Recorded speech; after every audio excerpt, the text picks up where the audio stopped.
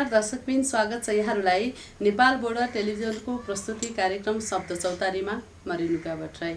शब्द चौतारी कार्यक्रम आज विशेष कार्यक्रम बनाउने मेरो प्रयास जारी रहनेछ र आज यस्तो विशिष्ट व्यक्तित्वसँग हामी कुराकानी गर्नेछौँ। यहाँहरूलाई पक्कै पनि कौतूहलता जागेकै छ, किनकि शब्द चौतारी कार्यक्रममा धेरै यस्तो विशिष्ट व्यक्तित्वहरू लिएर म आइरहेको छु र आजसम्मको यस कार्यक्रम तयार पारुन्जेलसम्म करिब 100 जनाभन्दा बढी व्यक्तित्वहरूसँग मैले प्रत्यक्ष साक्षात्कार गरिसकेको छु।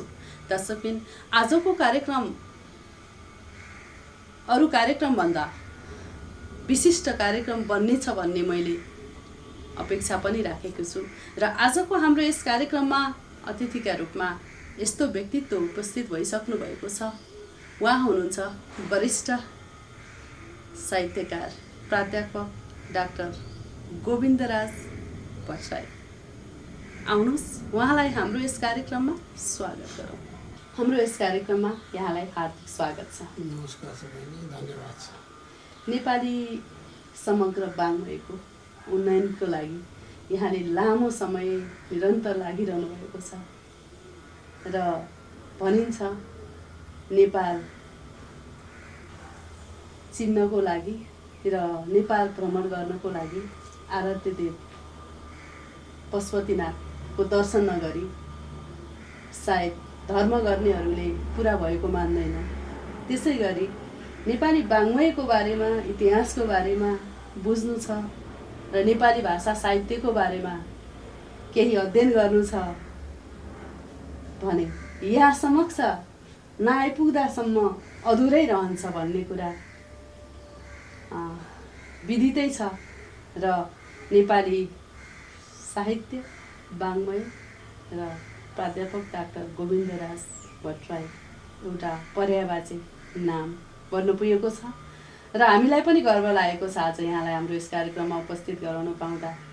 शब्द चौतारी कार्यक्रमको तर्फबाट, अनलाइन टेलिभिजन नेपाल बोर्डरको तर्फबाट र मेरो व्यक्तिगत तर्फबाट यहाँलाई पुनः हार्दिक स्वागत गर्न चाहन्छु। धन्यवाद सबैलाई। नेपाली साहित्यको इतिहासलाई यहाँले घनीभूत रूपमा जसरी एउटा अनुसन्धानात्मक दृष्टिकोणबाट, लेखनको दृष्टिकोणबाट र अनुज पुस्तालाई दिनुपर्ने एउटा दायित्वको हिसाबबाट, शिक्षाको हिसाबबाट, ज्ञानको हिसाबबाट निरन्तर दिइरहनु भएको छ र यहाँले भन्नुपर्दा साँच्चै नेपाली वाङ्मयको अवस्था र इतिहासलाई एकचोटि फेरि पुनर्जागृत गर्नुपर्दा हजुरकै मुखाकृतिबाट यो अवसर पनि हामी प्राप्त गरौँ। धन्यवाद सबैले। यो अब अलिकति धेरै कुरा समेट्ने खालको अलिक व्यापक प्रश्न छ। हजुर, त्यति धेरै इतिहासको, नेपाली साहित्य इतिहासको धेरै अध्ययन त गर्न मैले सके भ्याएको छैन।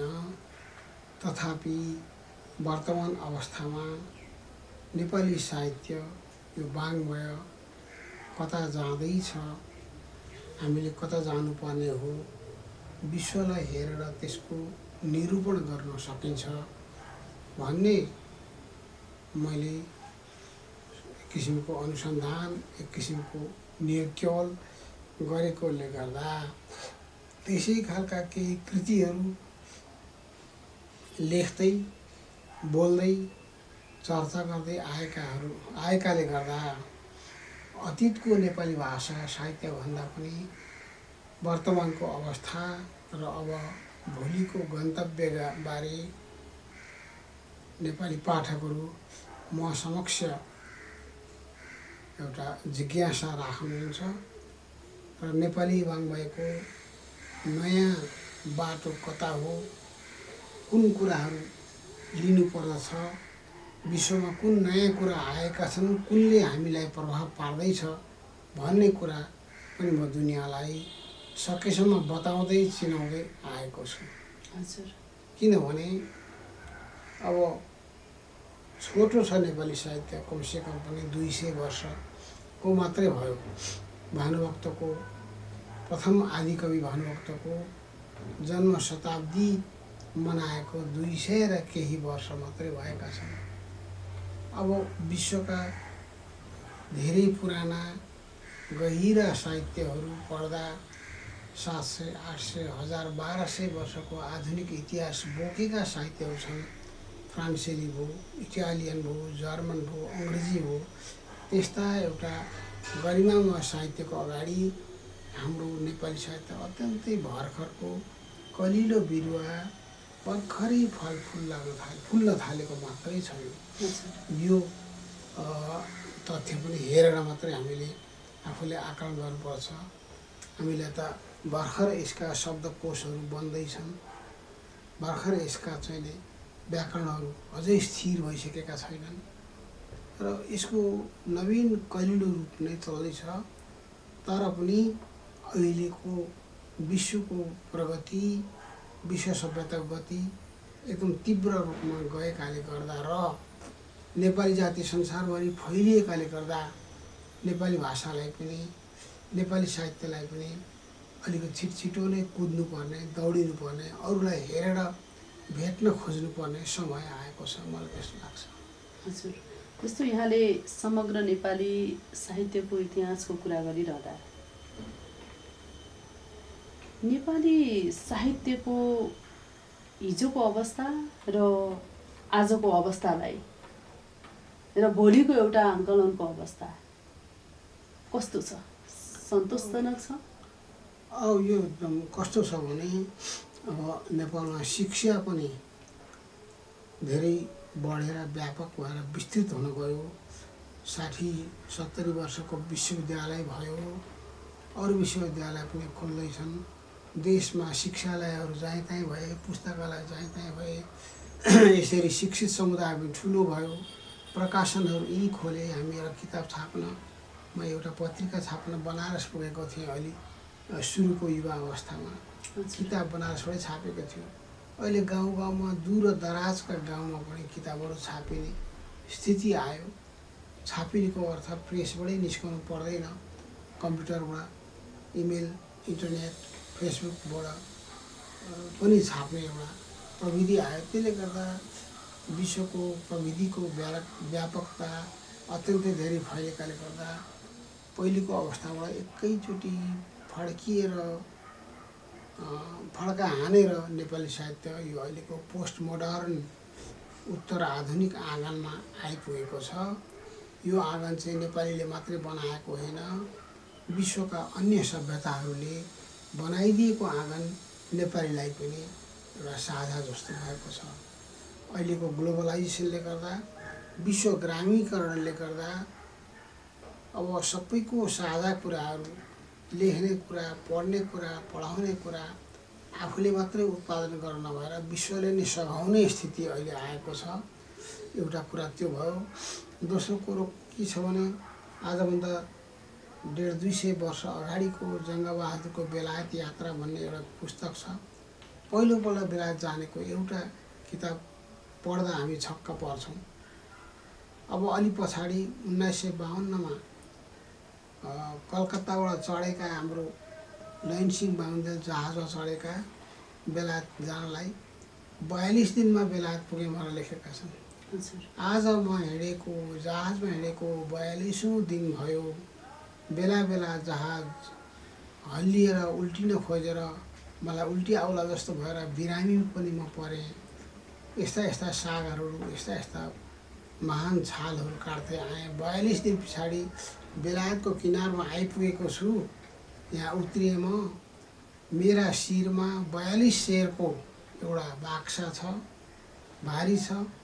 मैले चिठी लेखेर साथीलाई बोलाएको थिएँ, आज लिन आउँदैनन् कि क्या हो भनेर उहाँले चाहिँ बेलायत के अरे नेपाल बाहिर म भन्ने किताबमा लेख्नु भएको छ। भर्खरै देवेन्द्र भट्टराईले र डिना बागदेलले सम्पादन गरेको पुस्तकमा, रत्न पुस्तक भण्डारले छापेको किताब त्यस्तो छ।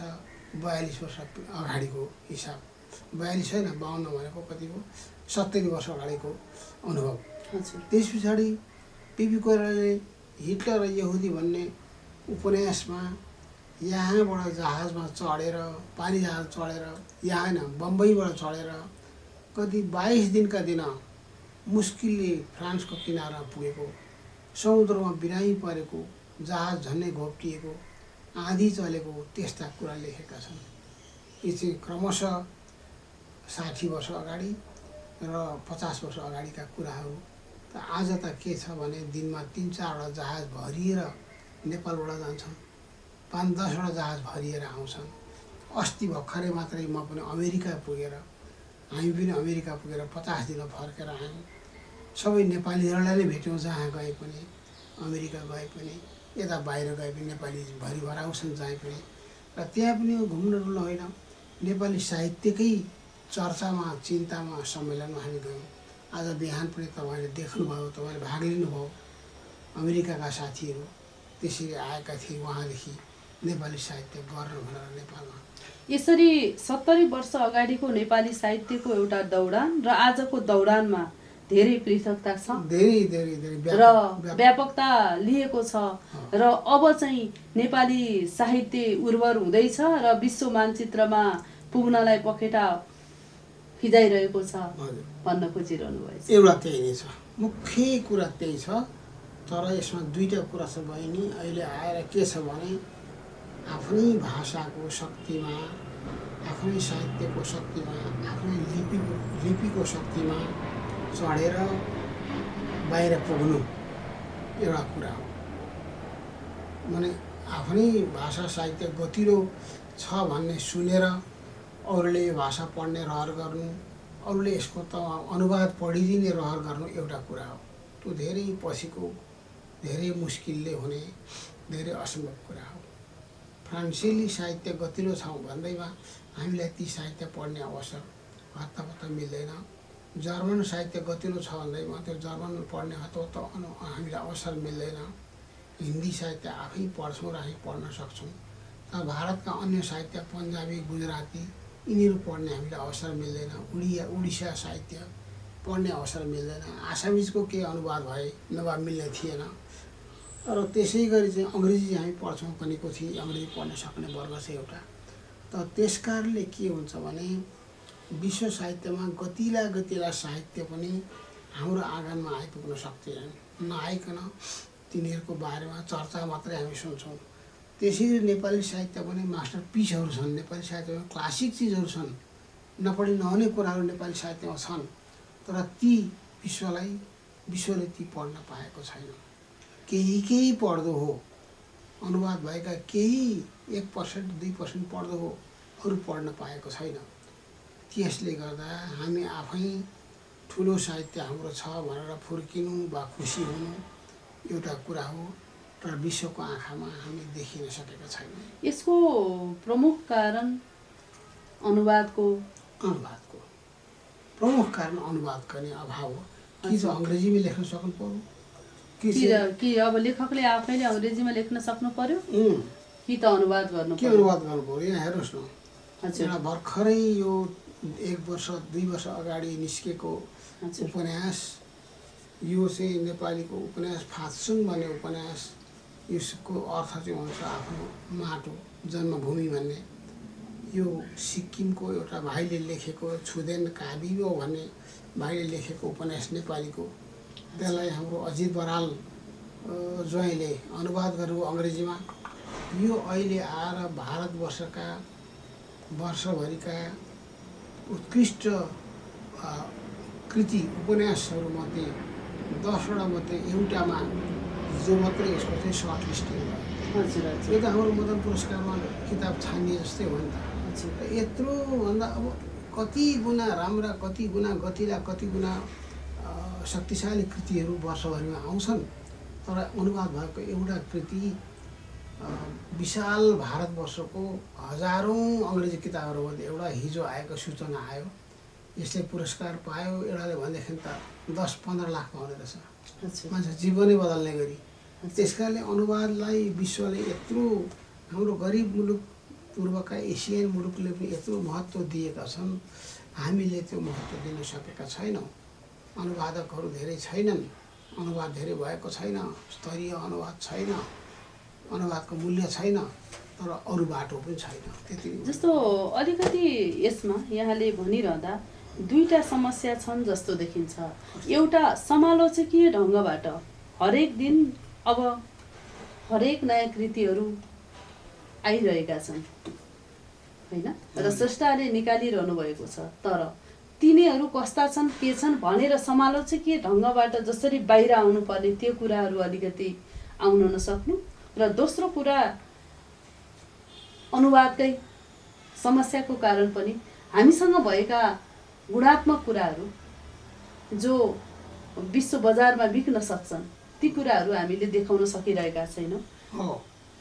र यसमा चाहिँ यहाँले भन्नुपर्दा कसरी भन्नुहुन्छ? ठिक भन्नुभयो भने तपाईँले राम्ररी बुझ्नु भएको रहेछ, माने एउटा बुझ्नु भएको रहेछ। यसमा के छ भने यसमा उत्तराधुनिक विमर्श भन्ने कृति छ नि। हजुर। यसमा विश्वमा आएका 20औं शताब्दीको अन्त्यमा 21औं शताब्दीको सुरुमा आएका विश्वका लेखनमा आएका परिवर्तनहरू बारेको चर्चा छ। हजुर। साइबर लेखन भनेको के हो, साइबर संस्कृति भनेको के हो, हिजो थिएन। साइबर राइटिङ भनेको के हो, थिएन हिजो। पश्चिममा भनिरहेको छ, हाम्रोमा मैले परिचय दिएँ। अब युद्ध साहित्य 200 वर्षदेखि हाम्रो सबै युद्धमा लडाइँमा गए, कसैको इतिहास कहीँ छैन, युद्धको कथा छैन, युद्धको साहित्य छैन। युद्ध साहित्यबारे विश्व अगाडि बढ्दैछ, त्यसको मैले यहाँ दिएँ। डायस्पोरा भनेको एक भूमिलाई छोडेर अर्को भूमिमा बसाइ सरेको, त्यहाँ बसेको बिरुवा जस्तो उम्रिन खोजेको, सर्न खोजेको नयाँ ठाउँमा, तर सर्न नसकेको, सर्दा पनि मुस्किलले फल लागेको, जो आज बिहान 2टा भाइहरू आउनुभयो, एउटा नर्वेको एउटा अमेरिकाको, डायस्पोरा साहित्य। र यस्ता किसिमका नयाँ यसमा 7वटा सिद्धान्त यसमा दिएका छन्, अरू पनि 10वटा थपिएका छन्। म चाहिँ अङ्ग्रेजी साहित्यको विद्यार्थी भएको नाताले लेखनमा पनि विश्वमा नयाँ दिशाहरू आएका छन्। हामी चाहिँ परम्परागत कुरालाई मात्रै घोटेर परम्परा सिद्धान्त मात्रै मान्छेलाई खुवाउन पियाउन खोजिरहेका छौँ।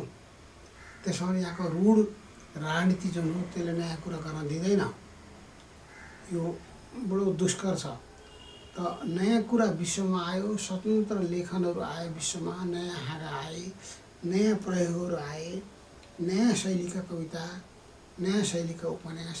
अघि बिहान एउटा उपन्यासको कुरा हामीले गऱ्यौँ, नेपाली साहित्यमै एउटा नवीनतम उपन्यास, नयाँ विश्वको नयाँ उपन्यासलाई लिएर लेखिएको उपन्यास आएको छ, सुकरातको डायरी।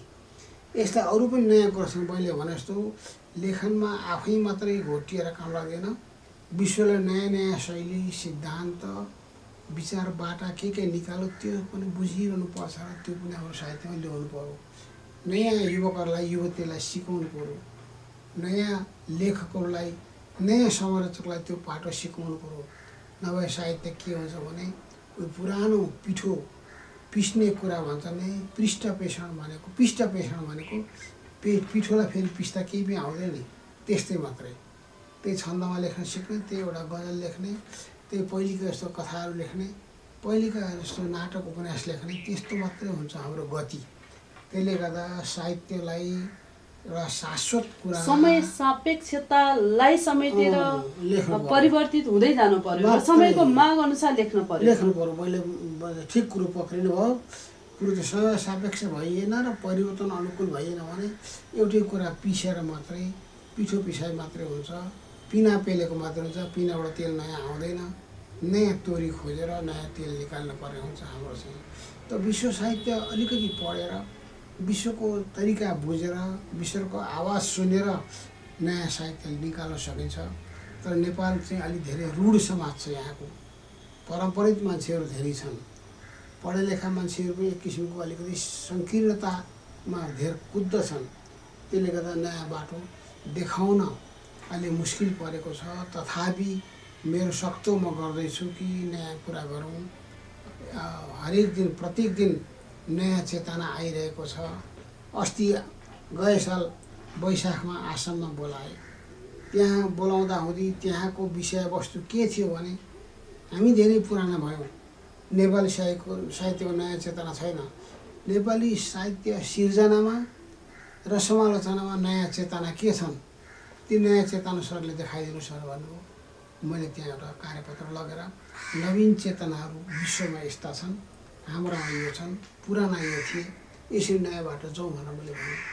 यो चाहिएको छ बहिनी, अहिले नयाँ बाटो देखाउने मान्छे पनि चाहिएको छ, साहसपूर्वक नयाँ बाटो यसो हो भनेर अहिले आउने र मान्छेलाई पुरानाबाट मुक्त गराउने पनि मान्छे चाहिएको छ अहिले। कस्तो यहाँले यसरी भनिरहँदा समग्र विश्व साहित्यलाई विश्लेषण गर्दा कसरी गर्नुहुन्छ?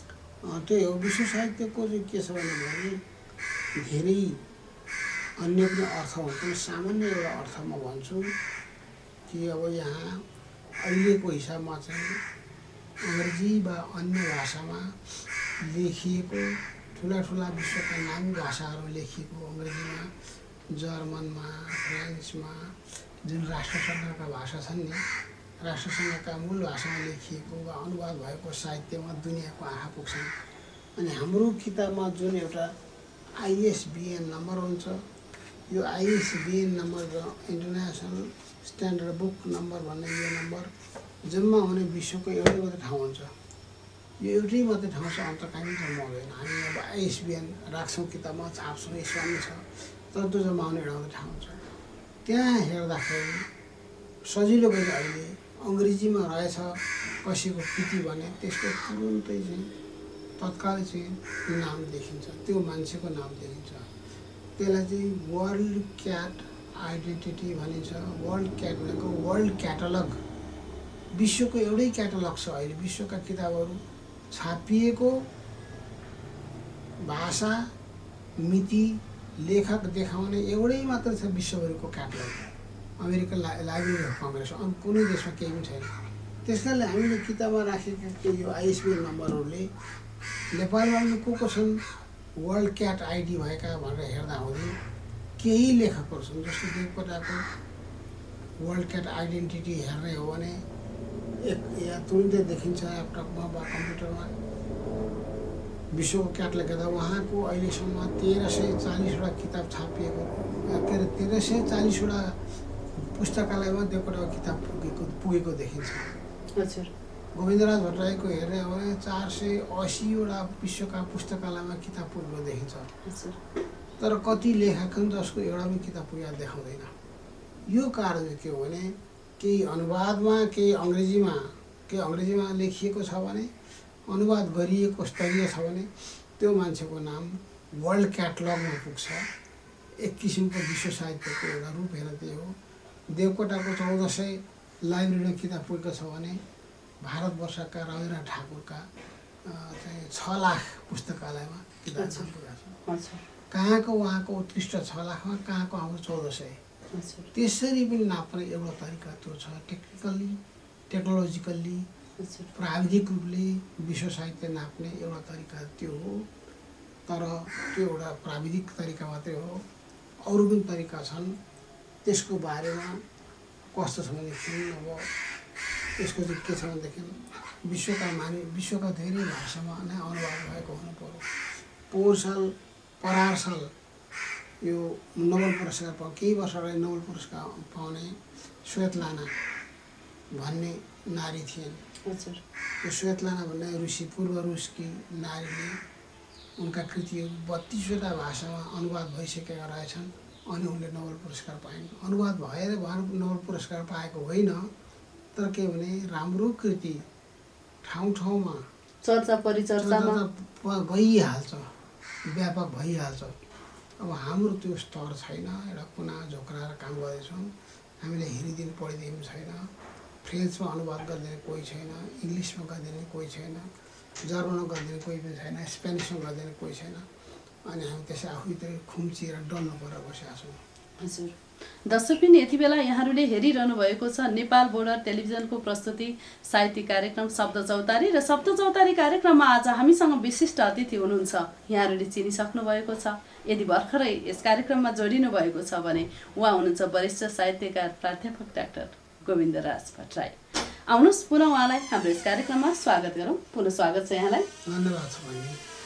हामीले नेपाली साहित्य इतिहास, समग्र विश्व साहित्यको इतिहासका बारेमा कुराकानी गरौँ र चर्चा परिचर्चा गरिरहेका छौँ। नेपाली साहित्यलाई विश्व मानचित्रमा पुर्याउन यहाँले भर्खरै भनिरहनु भएको थियो, अनुवादको क्षेत्रमा हामी अगाडि बढ्नु जरुरी छ र यहाँले आफैले पनि धेरै अनुवादको कार्यहरू गरिरहनु भएको छ र विशेषतः यहाँ आफै अङ्ग्रेजी भाषाको एउटा नेपाली भन्दा पनि अझै बढी अङ्ग्रेजी भाषामा यहाँ प्राध्यापन र लेखन अनुवाद गर्नुहुन्छ र विशिष्ट हुनुहुन्छ, आफैमा साहित्यिक धरोहरको रूपमा हुनुहुन्छ र पछिल्लो समय यहाँले नेपाली भाषा साहित्यलाई विश्व मानचित्रमा पुर्याउन आफैले सुरुवात गर्नुभएको छ रामायणलाई अनुवाद गर्ने कार्यमा। के कति काम भएको छ? कहिले अनुवादको रूपमा आउँछ रामायण र विश्व मानचित्रमा, विश्व साहित्य बजारमा पुग्छ? ठिक छ बहिनी, त्यसो चाहिँ के छ भने अलिकति म ब्याकग्राउन्ड बताउँछु। नेपालबाट मैले र मेरो श्रीमतीले पनि सँगसँगै सुरु गरेर 35 वर्ष विश्वविद्यालयको सेवा गऱ्यौँ र अङ्ग्रेजी विषयबाटै प्राध्यापक पदमा पुगेर हामी सेवानिवृत्त भयौँ। यो जागिर त सबैले खाएकै छन्, तर यसमा बसेर अतिरिक्त अलिकति भाषाको शक्ति, भाषाको हतियार प्राप्त गरेर त्यो कहाँ प्रयोग गरियो भन्ने कुरो मान्छेले भोलि खोज्दछन्। यसको हिसाब किताब हामीले खाएर मात्रै समय गुजार्यौँ कि केही गऱ्यौँ पनि भनेर। र मैले चाहिँ नेपालमा नभएको एउटा विषय अनुवाद साहित्य, अनुवाद अध्ययन भन्छन्, ट्रान्सलेसन स्टडिज। ट्रान्सलेसन स्टडिज भन्ने विषयमा 2051 सालदेखि 5 वर्ष लगाएर अनुवाद विषयमा विद्यावारिधि गरेँ भारतको हैदराबाद विश्वविद्यालयबाट। यहाँ होइन, धेरै टाढा। श्रीमती अञ्जना पनि सँगै गएकी थिइन्, उनले आफ्नो विषयमा गरेन् ग्रामरमा, मैले ट्रान्सलेसनमा गरेँ र 5 वर्ष लगाएर विश्वको परिस्थिति बुझ्दा त्यहाँ डिपार्टमेन्ट अफ ट्रान्सलेसन भन्ने एउटा विभागै बेग्लेर छ, हाम्रोमा त छैन। अनि त्यो पढेर आउँदा विश्वमा अनुवाद कहाँ पुगेको रहेछ, अनुवादका कसरी जर्नल छापिँदा रहेछन्, अनुवादका कसरी विश्वस्तरीय सम्मेलन हुँदो रहेछन्, अनुवादको कत्रो महत्त्व रहेछ, विश्वका एकाडेमीहरूमा सबै अनुवादको मात्रै कार्य हुँदो रहेछ। रुसमा देखेँ आदिउदी अनुवाद भइरहेको छ, भारतमा आदिउदी अनुवाद भइरहेको छ, अरू पूर्वका थाइल्यान्ड, बेलायत सबै अनुवादको ठुला ठुला विभाग खोलेर बसेका एकाडेमीहरू छन्। हाम्रोमा छैन, अलरेडी थियो तर सिद्धान्त बेगर। त 25 वर्ष अगाडि म अनुवादमा विद्यावारिधि गरेर आउने नेपालको पहिलो विद्यार्थी, पहिलो अध्यापक थिएँ त्रिवीको। अनि अनुवाद विषयलाई पहिला आफ्नै घरमा लगाउनु पर्यो भनिकन अनुवादलाई पाठ्यक्रम बनाएर यहाँको बिएमा, एमएमा, बिएडमा, एमएडमा ट्रान्सलेसन स्टडी 30 वर्ष अगाडि हामी भारतवर्षमा गयौँ। त्यसको हैदराबादमा विश्वविद्यालयको छात्रवृत्तिमा अथवा विश्वविद्यालय विधामा गएर मैले अनुवाद विषयमा अध्ययन गर्ने भएँ। अन्जनाले आफ्नो विषयमा ग्रामरमा गर्ने भएँ। हामी दुईजना छोरीहरू लिएर गयौँ र 5 वर्ष कठोर तपस्या गरेर हैदराबादमा बस्यौँ। हैदराबाद विश्वविद्यालयबाट हामीले विद्यावारिधि पुरा गऱ्यौँ। मैले अनुवादमा गरेर आएँ। म पहिलो हुँ नेपालको, त्योभन्दा अगाडि कसैले यो विषयमा गरेको थिएन। र त अनुवाद गर्दा हुँदै अनुवादको यति धेरै स्कोप, यति धेरै क्षेत्रबाट छ, यसको मान्यता रहेछ र विश्वका यति जर्नल, यति प्रकाशन रहेछन्, यति संस्था रहेछन्, यति कम्पनी रहेछन्, यस्तो एउटा चाहिँ वर्तमान साहित्य चाहिँ अनुवाद बेगर नहुँदो रहेछ भन्ने कुरो बुझेर म आएँ।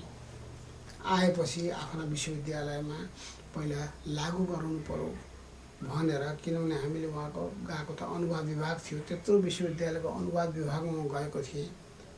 अनि यहाँ आएपछि चाहिँ फेरि के गर्नु भने विश्वविद्यालयको एमएमा, बिए, पिएडमा, एमएडमा अनुवादको पाठ्यक्रम लगाइयो। गर्दा गर्दै एमफिलमा पनि लाग्यो र मेरै हातबाट मेरै कार्यकालमा अलिक अन्जनाको पनि अन्तर्गत एकजना पसे। जम्मा 6 जना विद्यार्थीले विद्यावारिधि गरे। एउटा मात्र रिजल्ट आउनु बाँकी छ। यो त सानो कुरा होइन। यो एउटा मान्छेले 6 जना पिएचडी उत्पादन गर्नु भनेको मलाई लाग्छ सन्तुष्टि हुने कुरा हो। बीज रोपिएको छ, ठाउँ ठाउँ क्याम्पसमा पढाइ हुन्छ। ती अनुवाद गर्ने विद्वानहरू पनि अब यस विषयलाई अगाडि बढाउन भन्ने आशा छ। एउटा अहिले त्रिभुवन अनुवाद भन्ने पाठ्यक्रम चलेकै छ, अनुवाद अध्ययन भन्छन्, ट्रान्सलेसन स्टडिज। मैले त्यसमा किताब पनि लेखेँ, नेपालीमा अङ्ग्रेजीमा अनुवाद पनि भए त्यो। अनि त्यसपछि पहिलो काम त्यो भयो, आफूले गर्ने, आएर पाठ्यक्रम गर्ने। अनि दोस्रो चाहिँ त्यस पछाडि चाहिँ नेपाल एकाडेमीमा काम गरे तापनि उसले एकाडेमीले केही काम गरे तापनि अनुवादको विभाग थिएन। अरू विभाग थिए तर अनुवादको विभाग हुनुपर्छ भनेर मैले माग राख्दै भन्दै सबैलाई विश्वस्त गराउँदै गएँ। र आजभन्दा 10 वर्ष अगाडिदेखि 60 वर्ष भइसकेको एकाडेमीले अनुवाद विभाग पनि खोल्यो र एकजना प्रमुख बसिन् पहिली, मैले उनको नाम बिर्सेँ। दोस्रो प्रमुख भइन्, अहिले दोस्रो कार्यकाल चल्दैछ, त्यो सकिन लाग्यो। र अनुवाद यसरी 10 वर्ष अगाडिदेखि एकाडेमीमा नै आयो। यसले अनुवादका गोष्ठी गराउने, सम्मेलन गराउने, अनुवादका चाहिँ किताबहरू छाप्ने, अनुवाद सम्बन्धी कार्यक्रमहरू गराउने र विश्वसँग अलिकति जोड्ने काम यसले गर्दैछ। नेपालकै भाषाको अनुवाद र विश्व भाषाको अनुवाद र नेपालीको अन्यत्र गर्ने गर्दैछ। यी दुईटा काम भए। अनि एउटा तेस्रो काम पनि बताउँछु म। तेस्रो काममा चाहिँ के छ भने एउटा अनुवादक परिचय कोष भन्ने एउटा नेपालका र भारतका पनि अनुवादक को छन् त, को थिए, को छन्, त्यसलाई अल्फाबेटिकली अदेखि ज्ञसम्मको एउटा कोष निकाल्ने काम मैले गरेँ 3 वर्ष लगाएर। त्यसले जानेका मान्छेहरू सबै अनुवादकहरू त्यसमा एकै ठाउँ एउटै डिक्सनेरीमा भेट हुन्छन् र त्यो चाहिँ नेपाल एकाडेमीले छाप्यो। अनि त्यसको अर्को भाग चाहिँ, अर्को खण्ड चाहिँ अनुवाद सन्दर्भ ग्रन्थ भनेर अनुवादमा मुख्य कुरा के छन् त्यो कुरा जनाउने 600 पेजको किताब पनि आयो। यी 3टा मास्टरपिस कामहरू मैले आफ्नो पालामा गर्न सकेँ, एउटा विद्यावारिधि गरेर। त्यति गर्दा 30 वर्ष बित्यो। यही नै मेरो कथा छ। हजुर, र त्यही प्रश्नसँगै मैले एउटा प्रश्न हजुरलाई जोडेको थिएँ। रामायणलाई अनुवाद गर्दै हुनुहुन्छ, कहिले आउँदैछ? यो रामायणलाई अनुवाद मैले लगभग गरिसकेको छु। हजुर। र यो चाहिँ श्रीलङ्काको सार्क कल्चरल सेन्टर सांस्कृतिक केन्द्रले मलाई हराएको थियो। हजुर। नेपालको तर्फबाट नेपाल एकाडेमीले मलाई हराएको थियो र मैले गरेँ। अनि पराहारको साल कोरोना कालभन्दा अघिल्लोपल्ट कोरोना लाग्ने बेलामा ल्याउँ हेरौँ भनेर यहाँ हामी गयौँ श्रीलङ्का पनि। कुराकानी गर्दा हुँदै अब पुरानो मान्छे फेरिएका छन्, नयाँ आएका छैन, आएपछि खबर गरौँला भनेर भने। अनि 2 वर्ष त कोरोनाले खायो। त्यस यता सम्पर्क गर्दैछौँ हामी, तर नयाँ कमिटीको मान्छे आएका छैनन्। अनुवाद विभाग फेरि खुलेपछि बोलाउँला भनेको छ। अब यो सालभरि हेर्छु, बोलायो भने बोलाए। अनुवाद गरिसकेका छु मैले, त्यसलाई चाहिँ बोलाएन भनेदेखि आफ्नै ठाउँबाट एउटा अनुवाद प्रकाशन गर्न सकिहालिन्छ। त्यसो गर्न पाए विश्व साहित्यलाई पनि 1000 वर्ष, 1200 वर्ष, 1400 वर्ष पुराना साहित्यहरूलाई फ्रान्सेली जस्तो, अङ्ग्रेजी जस्तो 1200-1300 वर्षको इतिहास भएका साहित्यमा पनि पुर्याएर हामी नेपालीको पनि यस्तो प्रथम साहित्य यो छ है भन्नलाई हुन्थ्यो भन्ने लागेको छ। यो त असाध्यै ऐतिहासिक कार्य पनि हो नि। यसलाई त नेपाल सरकारले पहिलो प्राथमिकतामा राखेर प्रज्ञा प्रतिष्ठानले काम गर्न जरुरी देखिन्छ र यहाँको कामलाई सघाउन जरुरी पनि छ। र हाम्रो यस कार्यक्रम हेरिरहनुभएका दर्शकहरूले पनि पक्कै यो विषयप्रति गम्भीर भएर सोचिरहनु भएको छ। र यसरी यहाँले अनुवादको क्षेत्रबाट नेपाली वाङ्मयलाई विश्व बजारमा पुर्याउने जुन अथक प्रयास र अनुवादको हिसाबमा यहाँले जति महत्त्वपूर्ण कार्य गरिरहनु भएको छ, असाध्यै उच्च र महत्त्वपूर्ण कार्यप्रति हामी एकदमै यहाँप्रति हार्दिक आभार व्यक्त गर्न चाहन्छौँ, हार्दिक धन्यवाद पनि दिन चाहन्छौँ। हामी आफैलाई गौरव पनि मानिरहेका छौँ। र एउटा कुरा जहिले पनि खट्किरहेको छ कि हामीरै पैताला मुनि कुल्चिरहेको मृत सञ्जीवनी चिन्न नसकेको अवस्था हो या बाहिरकाले चिन्न सकेको स्थिति। कुन कुरालाई भन्नुभयो? नेपाली वाङ्मयकै कुरा। अब यस्तो छ भने अलिकति अघिको छुटेको अलिकति कुरामा जोड्छु थोरै। अनुवादमा पहिलो दोस्रो दुईवटा कथा सङ्ग्रह मैले अनुवाद गरेँ। एउटा साझाबाट छापियो, एउटा अन्यत्रबाट छापियो। दुईवटा आधुनिक कथा सङ्ग्रहलाई अङ्ग्रेजीमा लगेँ, त्यो मेरो कर्तव्य थियो। एउटा कविता सङ्ग्रहलाई मैले अनुवाद गरेँ, अङ्ग्रेजीमा एकाडेमीले छाप्यो। र नेपाली साहित्यको पहिलो निबन्ध सङ्ग्रह सेलेक्टेड स्टोरिज फ्रम नेपाल भन्ने, त्यो पनि एकाडेमीले छाप्यो। यसरी जीवा लामिछानेले छाप्नुभयो। यी चारवटा ठुल्ठुलै ग्रन्थहरू अनुवादको मैले छापेँ, मैले गरेँ र त्यो प्रकाशित भयो। अनुवाद सिद्धान्तको किताब लेखेँ। आफ्नै कृति पनि अनुदित छन्, 2-3टा कृति मेरा अनुदित छन् र अरू कमसेकम पनि 50 जति कृतिमा मैले भूमिका परिचयहरू लेखेँ। र अनुवादलाई यस किसिमले नेपाली साहित्यमा यस्तो हुँदैछ भनेर मैले परिचित गराएँ, गर्दैछु। तर अरू चाहिँ के छ भने अब आफ्नो काम कर्तव्य गर्दै जानुपर्छ। चिन्न बुझ्न पनि समय लाग्छ मानिसलाई, होइन, एकैचोटि त आउँदैन।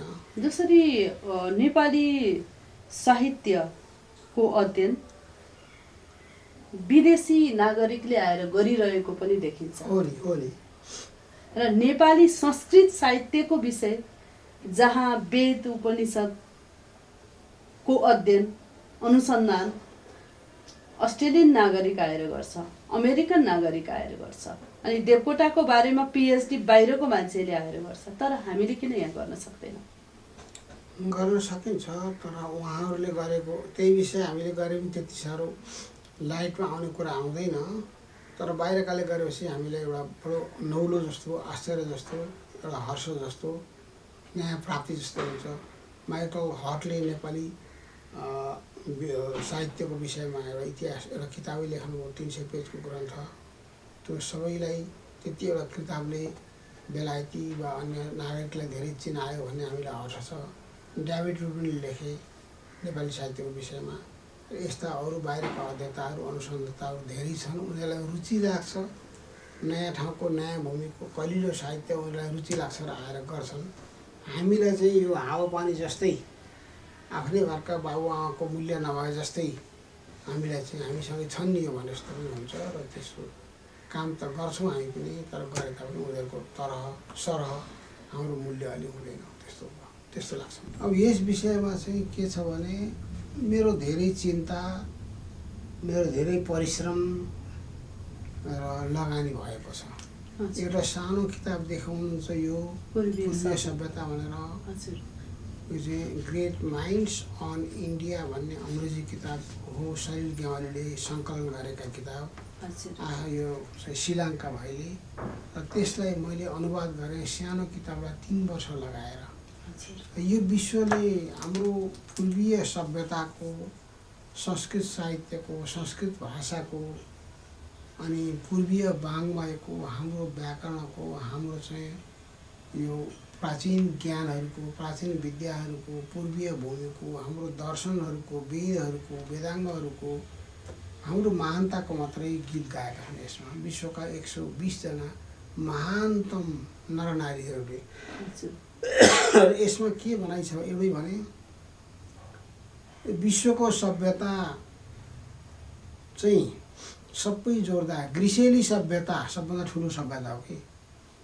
ग्रिसेली सभ्यता पनि मध्यदिनमा बलेको टुकी हो भने, मध्यदिनमा बलेको टुकी हो ग्रिसेली सभ्यता भने, पूर्वेली सभ्यता चाहिँ सूर्य समान हो। हाम्रो सभ्यतासँग कुनैको तुलना छैन, त्यस्तो कुरा यसमा छ। हजुर। अनि जो संस्कृत भन्यो यसको तुलनामा कुनै विश्वमा भाषा नै छैन भनिएको छ। तर हाम्रोमा अलिकति मूर्खता जागृत भयो। संस्कृतलाई उच्छेदन गर्ने, फ्याँक्ने, मास्ने कुराकानी भयो। संस्कृत पढाउने शिक्षकहरूलाई मार्नेसम्म कुराकानी भयो, कामहरू भयो, हामीले देख्यौँ। त्यसले गर्दा यो हाम्रो चाहिँ एउटा दुर्बुद्धिले गर्दा, अज्ञानले गर्दा संस्कृतको जुन सभ्यताको, विश्व सभ्यताको मुटु हो त्यसलाई पनि भत्काएर चुनाएर फ्याँक्ने हाम्रै साथीभाइहरू निस्किए र यो दुर्दशा हामीले भोग्नु परेको छ। यो किताब पढ्दा थाहा हुन्छ कि संस्कृतभन्दा ठुलो, पूर्वीय जगतभन्दा ठुलो, सभ्यताभन्दा ठुलो संसारमा अरू केही पनि रहेनछ। हामी यसमा चुक्यौँ कुल्चेर यसलाई मासेर यसको महत्त्व नबुझेर र यसका ज्ञानहरूलाई दबाएर अथवा हेपेर यसलाई त्यो कर्मकाण्डमा ठेलेर यसको सेवा गर्ने। जस्तो स्कुलमा कक्षा 7सम्म पहिला एसएलसीसम्म थियो इङ्ग्लिस संस्कृत, हामी धेरै राम्रो जान्न सक्ने भइसकेका थियौँ। पछि आएर यो चाहिँ उग्र साथीहरूले, यो चाहिँ भौतिकवादी साथीहरूले, मूर्खहरूले कक्षा 7मा झारे। अब एकपल्ट आयो जब हाम्रो नेपालमा परिवर्तनको एउटा नयाँ लहर आयो, संस्कृत पढाउने मान्छेलाई काटेर मारेको, अङ्गभङ्ग गरेको, विश्वविद्यालय डढाएको बहिनीलाई थाहै छ। त्यस पछाडि अनि यो पुरै कोर्सबाटै हटाइयो। यस्तो कुरा छ, यो पढ्दा थाहा हुन्छ विश्वमा संस्कृतभन्दा ठुलो भाषा, साहित्य, वाङ्मय र पूर्वी जगतको जस्तो ज्ञान, यस्तो अध्यात्म कहीँ थिएन पनि छैन पनि।